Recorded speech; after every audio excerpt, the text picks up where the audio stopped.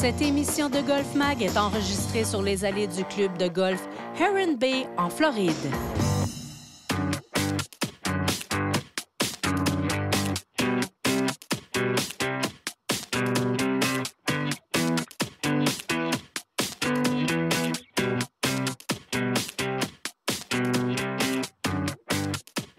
Bonjour tout le monde et bienvenue à cette nouvelle émission de Golf Mag sur TVA Sport. Cette semaine, on est encore en Floride, un petit peu plus à l'ouest de Fort Lauderdale. Cependant, on va vous faire découvrir un très beau parcours, un ancien TPC, c'est le Heron Bay Golf Club. Ce terrain-là fait maintenant partie de la grande famille Club Link. Club Link qui est la plus grande compagnie de golf au Canada et qui propose plus de 50 terrains au Québec, en Ontario et puis ici même en Floride maintenant.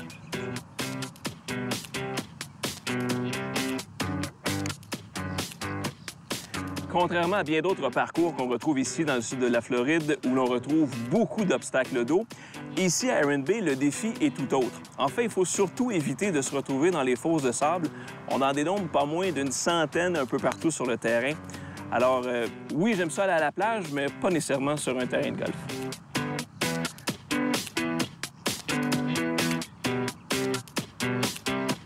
Le parcours du club de golf Heron Bay à Normal 72 s'allonge sur 7268 verges. Quand le parcours a vu le jour en 1996, appelé à cette époque le TPC Heron Bay, a été voté dans les 10 meilleurs parcours publics en Amérique par le prestigieux magazine Golf Digest. Golf Magazine l'avait aussi classé parmi les 10 meilleurs golfs publics en Floride. Lorsque le Heron Bay faisait partie de la grande famille TPC, on a reçu dans le passé sur ce terrain le Honda Classic, un tournoi du PGA Tour.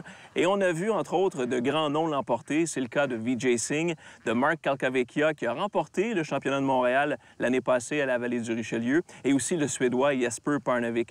Et je suis convaincu que tous ces grands noms ont su apprécier le 5e où je me trouve actuellement. L'une des belles normales 3 du terrain, ça se joue jusqu'à 187 verges.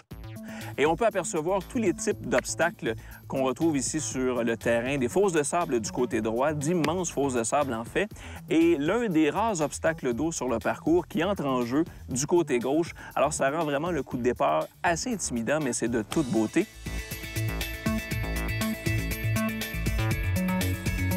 Lors de votre partie ici au Heron Bay, vous allez remarquer bien sûr la présence des maisons comme sur bien d'autres terrains en Floride. Mais la particularité ici, c'est que ces propriétés sont beaucoup plus éloignées du terrain, alors on se sent beaucoup plus dans la nature. L'architecte et gagnant du PGA Tour à 10 reprises, Mark Macomber, a créé un parcours aux allées généreuses, aux contours subtils, offrant plusieurs obstacles. Les verres ne sont pas tellement ondulés et ils sont fermes. Le Heron Bay propose une très belle boutique. Elle a été classée parmi les 100 meilleurs au monde par Golf Digest. Vous y retrouverez des vêtements et des équipements de grandes marques tels que Adidas, Cutter & Buck et Oakley. C'est un Golf Mag un peu spécial parce qu'il y a un groupe du Québec de chez Voyage Gendron qui nous accompagne. On va aller leur demander comment ils trouvent leur voyage jusqu'à maintenant en Floride. Est-ce que vous faites régulièrement des voyages de golf? Est-ce que c'est votre premier séjour en Floride? C'est pas notre premier séjour en Floride. La dernière fois qu'on était ici, ça doit faire peut-être 35 ans. Ah oui? Oui. Puis là, on a eu l'occasion de jouer avec le groupe pendant une période de 4 jours, puis c'est super, ça. Et ça a été quoi votre élément déclencheur? Qu'est-ce qui vous a incité à venir dans ce voyage-là? Je trouvais intéressant la formule, le groupe. 4 jours, 4 parties de golf, ça faisait mon bonheur, parce que trop longtemps, je m'ennuie de la maison. C'était une formule parfaite pour nous autres. La Floride, c'est pas loin. Puis il y a des très beaux terrains en Floride. Donc, c'est ça qui nous a amenés ici. Alors, ça se passe comment, ce court séjour pour vous jusqu'à maintenant? Le golf, il pourrait être toujours un peu mieux, mais jusqu'à date, c'est excellent. C'est la compagnie. On a rencontré des gens très sympathiques. Ouais. Puis la température est là. Jusqu'à date, c'est idéal. On a joué jusqu'à date 2 beaux terrains. Là. C'est bien parti. C'est bien parti, oui. Je veux savoir, c'était quoi pour vous l'élément déclencheur qui a fait en sorte que vous avez acheté votre voyage chez Gendron pour décider de venir en Floride? Moi, je dirais avec humour, c'était vraiment que j'avais le goût de te rencontrer puis de jouer au golf avec toi ici, si c'était possible. C'est vraiment qu'avec la température atroce qu'il y avait à Montréal, j'ai goûté à Golf Mag sur le bord du foyer. J'ai dit, là, je pense qu'on va aller avec Daniel, c'est une bonne idée. Quand vous allez en voyage, en groupe ou en petite gang, qu'est-ce que vous recherchez principalement? C'est du golf, c'est des sorties, c'est quoi vous cherchez? Bon, c'est un petit peu de tout, mais nous, c'est vraiment le golf. On a passé l'âge pour les sorties et tout, là, mais c'est vraiment là, un beau setup de golf, une belle hôtel, de la bonne bouffe. Mes espions me disent quand même que vous êtes allé à South Beach. Vous êtes rendu trop vieux pour les sorties, mon œil, là. Non, mais... Mais on est rentré de bonne heure vu qu'on jouait le lendemain matin. À 10h moins quart, on était rendu à l'hôtel très sagement, puis on a pris nos douches, on s'est couchés comme des bons petits garçons. On peut pas aller en Floride sans aller à South Beach quand même. Là. Et ça se passe comment, le golf, pour vous, jusqu'à maintenant? Ah, ça va bien. Les terrains sont difficiles. Là. On se rend compte qu'on n'est pas des pros. Quand on joue ici, il faut se mettre un 5 à 8 coups de plus. C'est vraiment difficile. Oui, puis moi, je suis content d'avoir amené beaucoup de balles.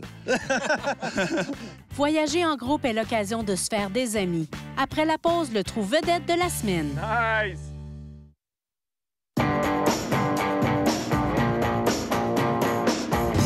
1, 2, 3, 4, 5, 6, 7, 8, 9 fosses de sable uniquement sur ce 16e. Enfin, on retrouve le 10e de toutes les fosses de sable ici à Heron Bay sur ce seul trou. C'est une normale 5 qui se joue jusqu'à 534 verges. Alors, vous aurez compris qu'il faut être vraiment précis pour atteindre l'objectif du départ jusqu'au vert. Oh! Ouais, elle va peut-être être dans une des nombreuses fosses de sable, celle-là. Alors, comme je l'avais anticipé après mon coup de départ erratique, je me retrouve dans l'une des nombreuses fosses de sable et vous allez constater qu'elles sont non seulement nombreuses, mais elles sont gigantesques.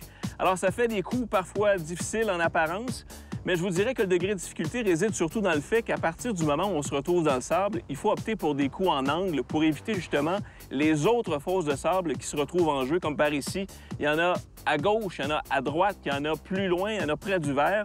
Alors, de ma position où je me trouve actuellement, je vais devoir jouer en angle, un coup d'à peu près 180 verges pour qu'il me reste à peu près 100 verges par la suite. Et de cette façon-là, j'aurai bon espoir d'atteindre le vert en 3 coups.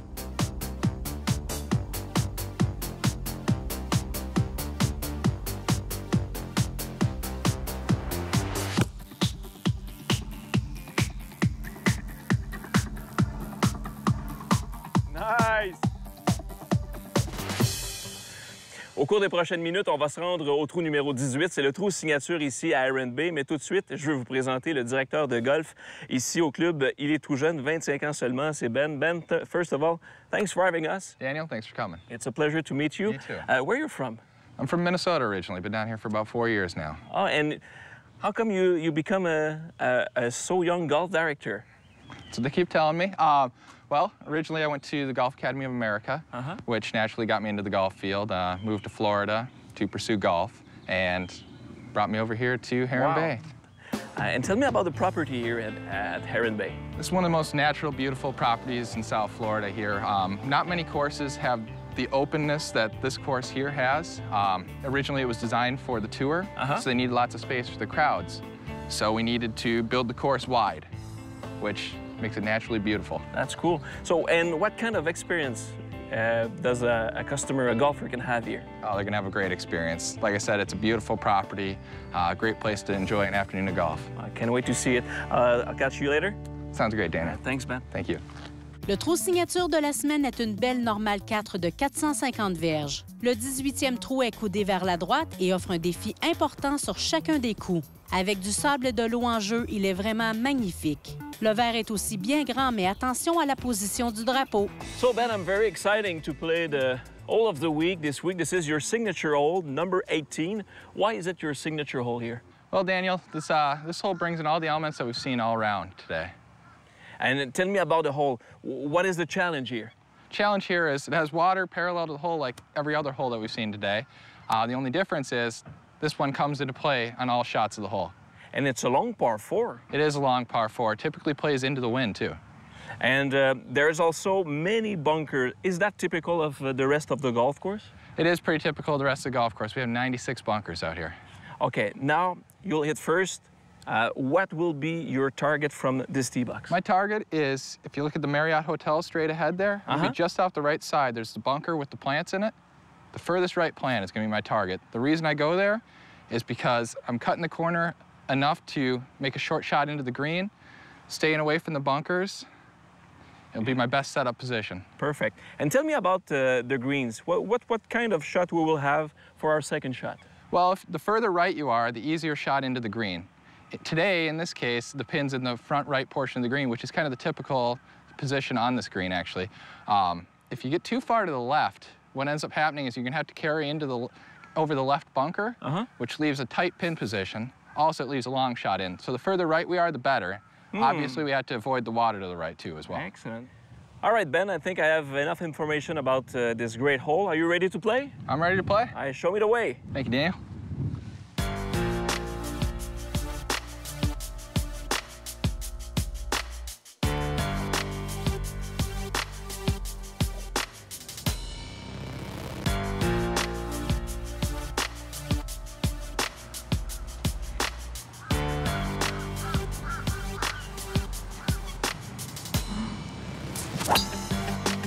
Solid.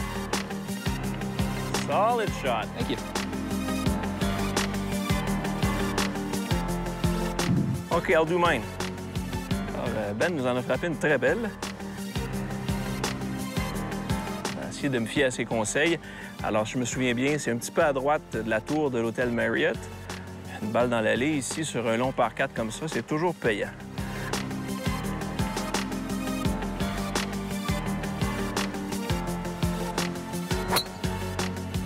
Perfect. All right. That will work just fine. OK, let's go see it. All right.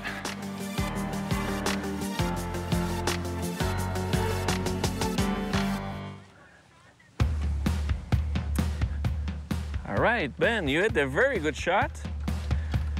You're in the fairway. Alors, Ben est dans l'allée, très bien positionné. Il y aura une belle entrée au vert. Et je vais juste m'assurer d'avoir la distance exacte là, pour lui donner le plus de précision possible. Ben, tu as exactement 153 verges. What will be your club selection here? I think I'm going to go with an 8-iron. Why? Well, 8-iron will give me the best chance of being behind the pin here. With the greenside bunkers in the water, I can't risk being short, so I want to put it right behind the pin. Okay, what do we have to avoid here? Well, biggest things to avoid are the water to the right and the 2 bunkers. Now, the green slopes from back to front. What I'm going to try to do is just play it behind the pin so I can come back to the hole. All right. Hit it good. Thank you.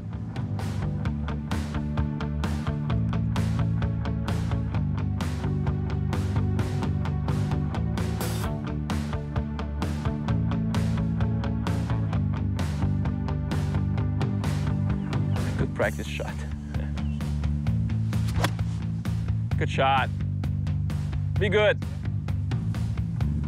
All right, it's on. Perfect. Yeah, let's go see mine. Restez là. Après la pause, Daniel attaque le drapeau au club de golf Heron Bay.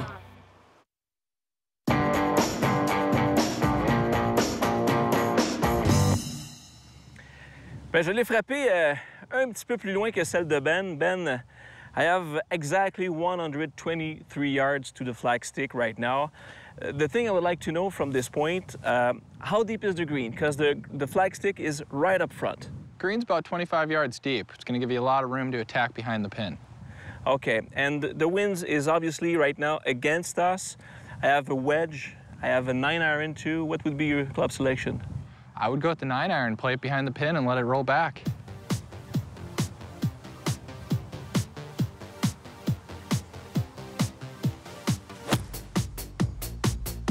That might be good. Beautiful swing.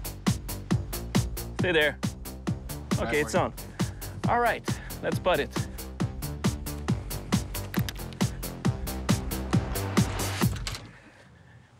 All right, Ben, it's gonna be a challenge here on the putting. Yeah, no kidding, a little putt off here.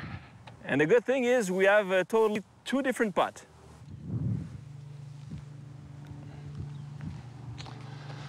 Looks like it's a little uphill here with swing to the left. Kind of looks like you have the opposite. Allez, Ben, mets ça dedans, tu connais bien le terrain. You know the course, knock it in. That's the idea.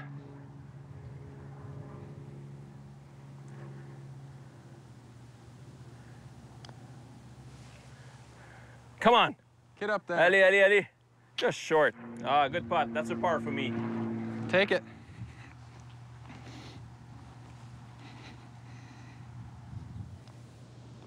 Good par. Thank you. Là, j'ai un petit roulet intriguant qui m'attend. Honnêtement, là, je serais porté à croire que la balle va aller vers la droite, là, vers l'écoulement naturel du terrain, mais une petite pente qui me laisse croire que ça pourrait bouger à gauche. Alors, je vais jouer ça relativement droit, là. Peut-être une demi-balle à droite. Et ça m'apparaît un petit peu en descendant. L'obstacle d'eau est là. Les verres sont purs ici. Là. C'est une vitesse à peu près 9,5-10.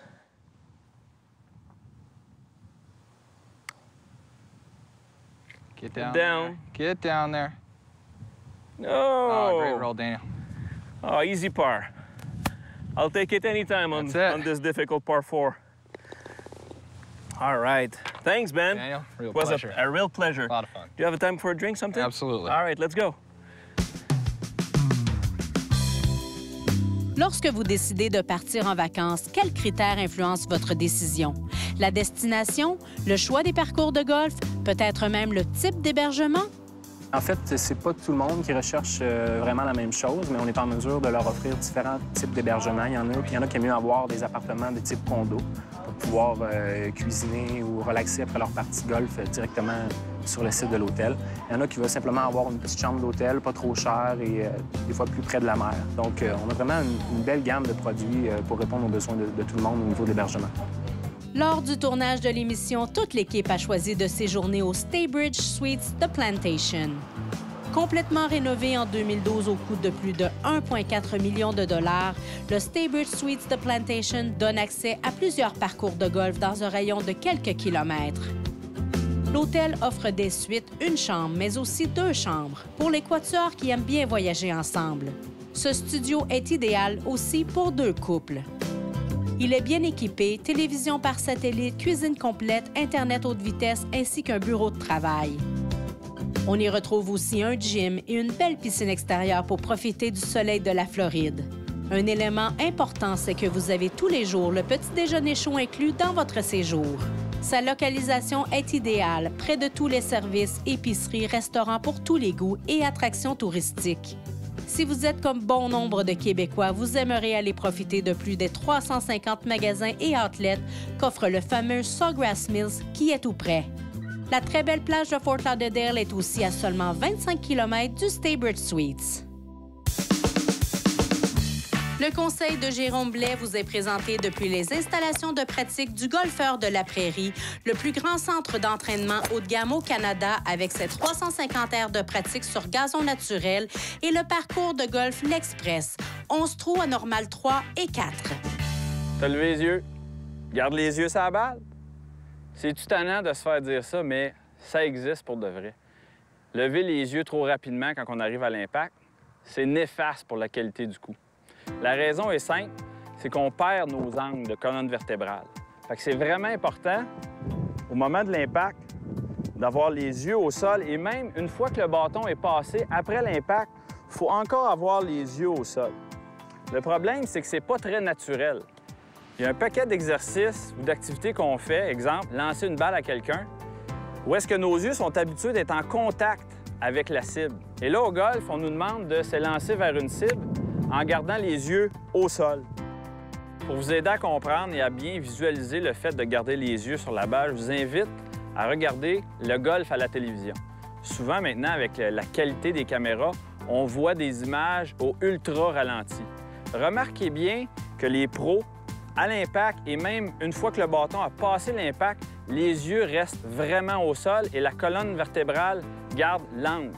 Donc, au moment de l'impact, on ne voit pas une colonne vertébrale qui se redresse, mais on voit une colonne vertébrale qui garde ses angles.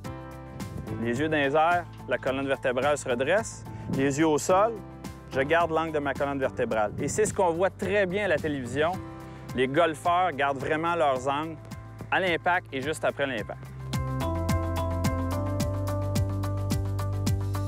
Ça s'applique sur un élan complet, ça s'applique sur les coups d'approche, ça s'applique sur les coups roulés. Vraiment important. Les yeux au sol. Puis après ça, bien, si vous êtes en mesure de le faire régulièrement, vous allez avoir la paix. Il n'y a plus personne qui va vous achaler avec ça. Et vous allez frapper des coups de qualité. Voilà qui termine cette émission de Golf Mag. J'espère que ça vous a plu. Lors de votre prochaine visite ici au R&B, j'espère que vous apprécierez, tout comme nous, le service à l'accueil et sur le terrain, de même que les installations modernes. On sent vraiment qu'on est dans la famille Club Link. Et je veux aussi remercier et saluer le groupe de golfeurs de chez Voyage Gendron qui nous ont accompagnés tout au cours de ce voyage. J'espère vous retrouver sur un terrain très bientôt. La semaine prochaine, on reste dans le coin, on sera encore en Floride. On va jouer le Carolina Golf Club. Bonne semaine tout le monde et puis bon golf. Suivez Daniel Melançon sur Twitter à l'adresse suivante.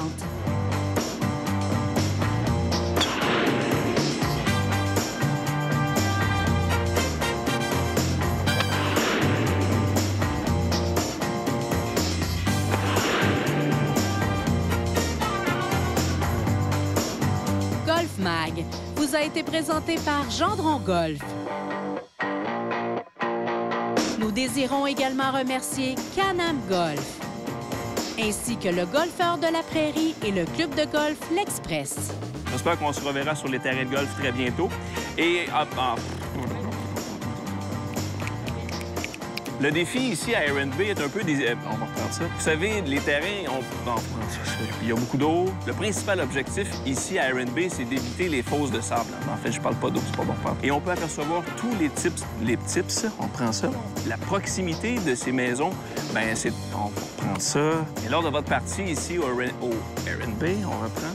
Mark Calcavecchia qui a remporté le championnat de Montréal sur le circuit des champions l'année passée. On va reprendre ça. Et on a tous les types de... On va prendre ça.